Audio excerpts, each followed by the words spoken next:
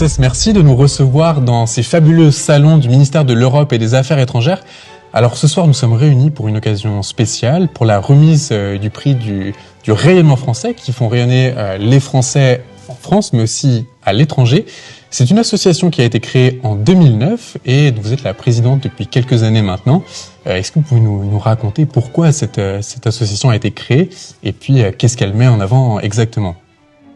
Cette association, comme vous l'avez dit, a été créée en 2009 pour justement honorer les personnalités, les institutions qui, à travers leur travail, font rayonner la France. Donc, à travers les années, cette association a évolué, le Grand Prix a évolué.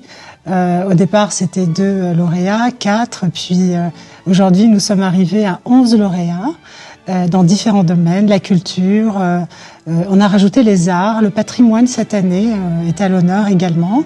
Les arts, c'était l'année dernière en honorant le cinéma, parce que je pense profondément que le cinéma est une arme de rayonnement massif et un outil de soft power très puissant.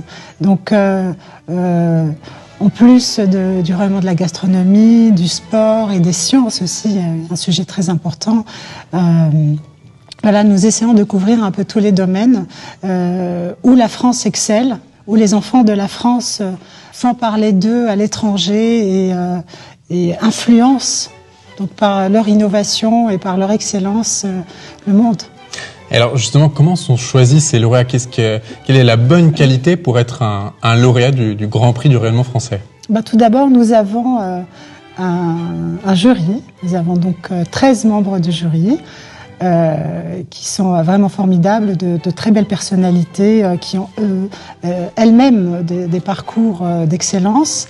Et nous choisissons les personnalités, donc les futurs lauréats, à travers des critères très précis qui sont l'excellence, le rayonnement par le nom aussi, donc que leur nom résonne dans le monde, dans les esprits des gens et dans la mémoire des gens également, et par l'impact de leur action ou de leur parcours.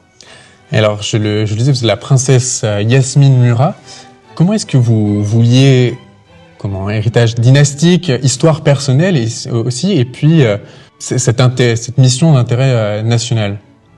Écoutez, tout d'abord en tant que citoyenne française, donc nous sommes tous quelque part portés par une mission qui est celle de faire mieux, de pousser vers le haut la nation.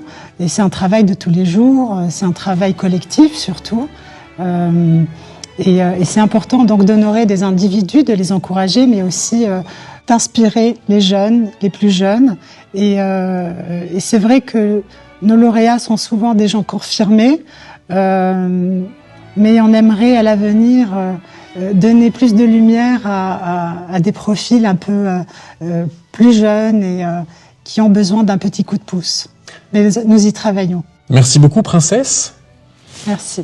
Je vous invite à suivre les réseaux sociaux justement du rayonnement français et de Dynastie pour qui nous faisons l'interview aujourd'hui. Et puis, que pouvons-nous souhaiter pour le rayonnement français à l'avenir ?